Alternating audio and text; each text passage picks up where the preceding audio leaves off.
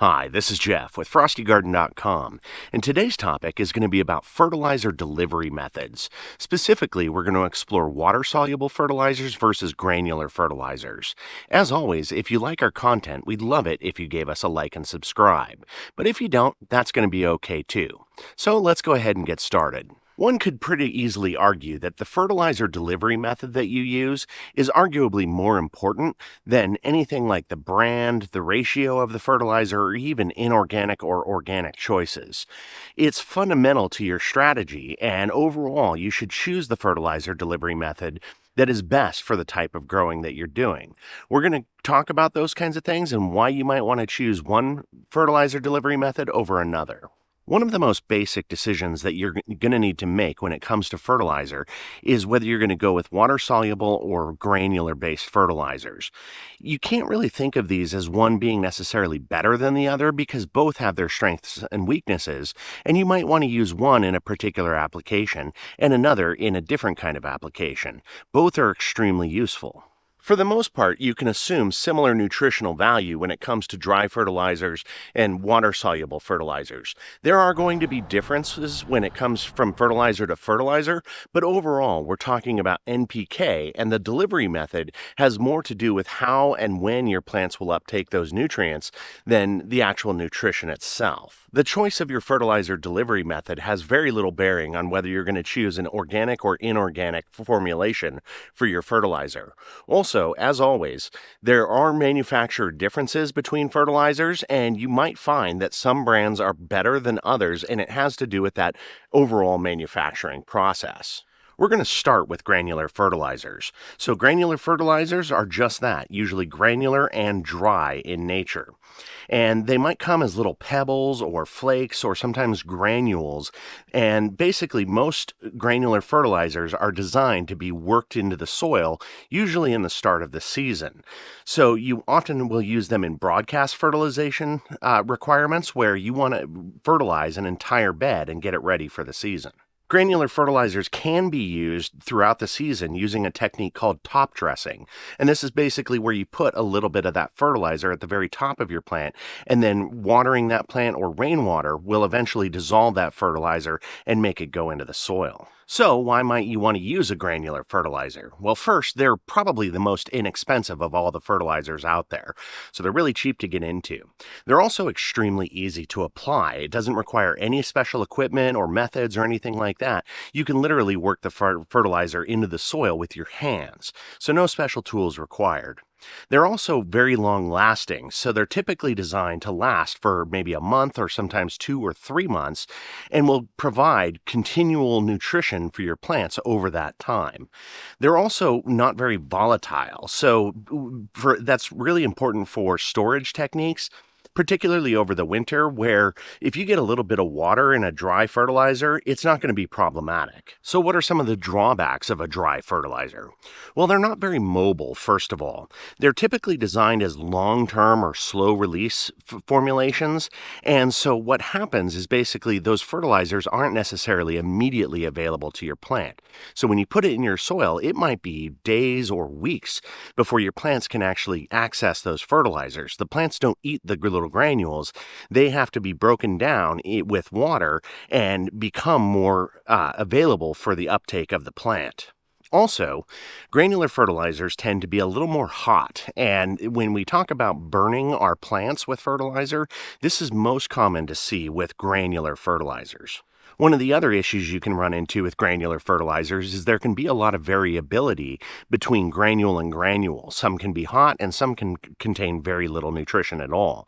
And this is just the nature of the manufacturing process, that they're not really able to control those granules in a very precise way. So moving on to water-soluble fertilizers, they are exactly that. They're designed to be dissolved into water, and then that water is fed to your plants, and that is how that delivery mechanism works. Overall, you might find fertilizers that are actual liquid form and come to you in like a bottle of that kind of nature, and some are little granules or flakes that are designed to be dissolved into water at the time of use. Overall, water-soluble fertilizers are probably the newest type that are available, and they're becoming more and more popular in commercial and gardening applications overall. So why might you want to use a water-soluble fertilizer? Well, the first is that they usually are immediately available to the plants. Since the fertilizer is dissolved into water and that water gets down into the plant's roots, the plants can almost immediately start accessing the nutrients available in the water-soluble fertilizers. One of the other big advantages of water-soluble fertilizers is that they're generally very uniform in their application. Since they're dissolved into water, you get a very even application of your fertilizer overall. Water-soluble fertilizers are also very easy to blend, and you can create custom nutrition profiles very easily with them. Also, water-soluble fertilizers are really good at flair feeding, which basically means where you're feeding the plant through the leaves. Plants can take up nutrition through their leaves, and a water-soluble fertilizer is extremely available to the plants to use via that method. So what are some of the drawbacks of water-soluble fertilizers? Well, first, they tend to be very expensive, at least much more expensive than your granular fertilizer types. They also need to be applied very frequently, and they don't last in the soil, which also increases their overall cost. Water-soluble fertilizers are also very volatile when it comes to storage. Since they can be dissolved in water, any water that hits your fertilizer, say in winter storage and that kind of thing, can actually have a negative impact on that fertilizer. We've had that situation happen where we've inadvertently gotten moisture into our water-soluble fertilizers, and it makes it not very easy to use, and it also reduces the overall nutrition available in those fertilizers. So you might be wondering what it is that we do. Well, the truth is we use both water-soluble and granular fertilizers. We generally decide what type of fertilizer we're going to use based on the gardening technique that we are applying it to, and we try to take advantage of those strengths and we get the best of both worlds. Since we're using multiple fertilizers, we do have to be a little bit careful to use them in moderation, and so we're generally applying lower rates than the manufacturer might intend when we do that. When we're using them exclusively, we follow the manufacturer's recommendations and apply it exactly how they tell us to. We use granular fertilizers when we want to create a long-term approach to our soil's nutrition. Overall, we also use them in applications where we're doing broadcast fertilization. This is really important when we're growing intensively in our raised beds because it allows us to lay down a lot of nutrition for that intensive growing. Overall, the use of granular fertilizers makes it so that we aren't as worried about using water-soluble fertilizers throughout the season. Those nutrients will be continually available to our plants, and so we can slack off a little bit on our water-soluble game if we need to. Also, we've generally found that with granular fertilizers, they're not really great at subsequent applications. Since you have to use that top dressing technique and are dependent on rainwater or general watering to dissolve that, it doesn't necessarily get to the roots very effectively. It's a very slow process, and sometimes it doesn't get to the plants at all. So that's a situation where we would switch to a water-soluble fertilizer is for subsequent fertilization applications. We also heavily use water-soluble fertilizers. We almost exclusively use them in our container gardens because that's a very easy way for us to deliver the fertilizer into the roots of those plants. We also heavily use it on our large community garden, and the reason is that it's easier for us to apply water-soluble fertilizers at scale. We have the tools that we need to do that. Probably one of the biggest strengths of water-soluble fertilizers is right after transplant. If you've ever dealt with transplant shock, water-soluble fertilizers applied right after you transplant into the ground can help reduce or almost eliminate that overall shock that the plants go through. Because the nutrients are immediately available, the plant can uptake the necessary nutrients in order to survive those conditions better. Water-soluble fertilizers are also really good to use when you're dealing with some sort of nutritional deficiency.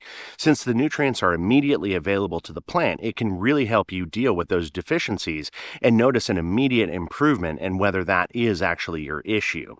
We also really like water-soluble fertilizers in our cold climate because we have an extremely limited growing season.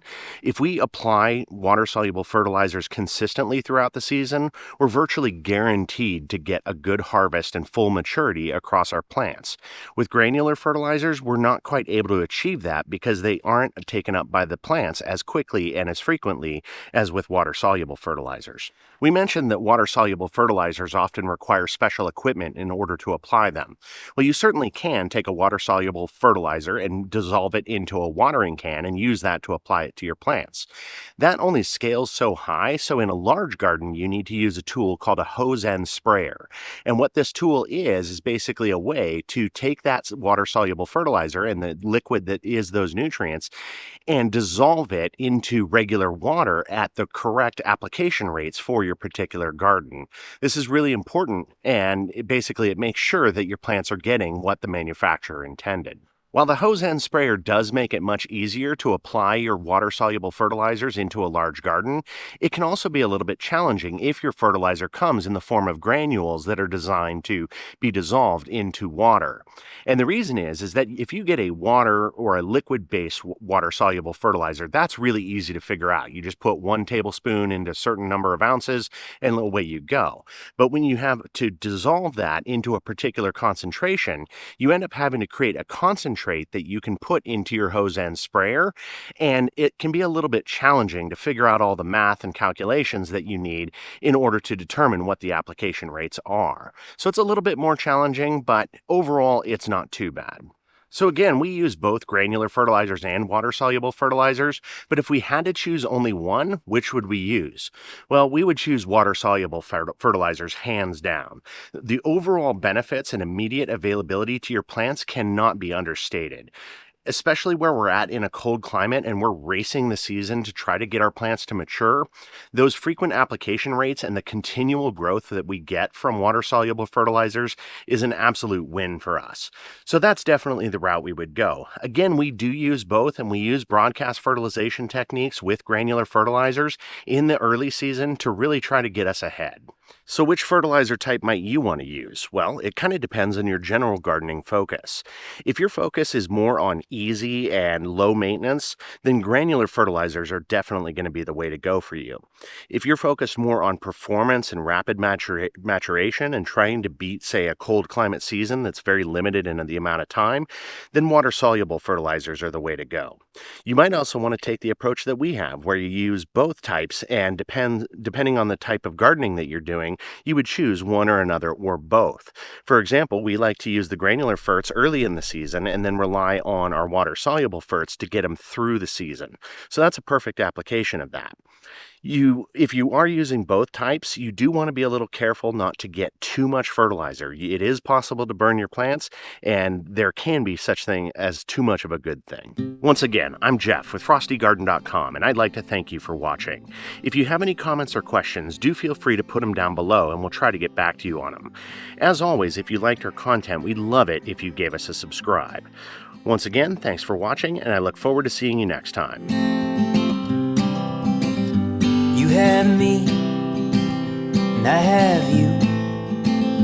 That's enough to paint lonesome black and blue.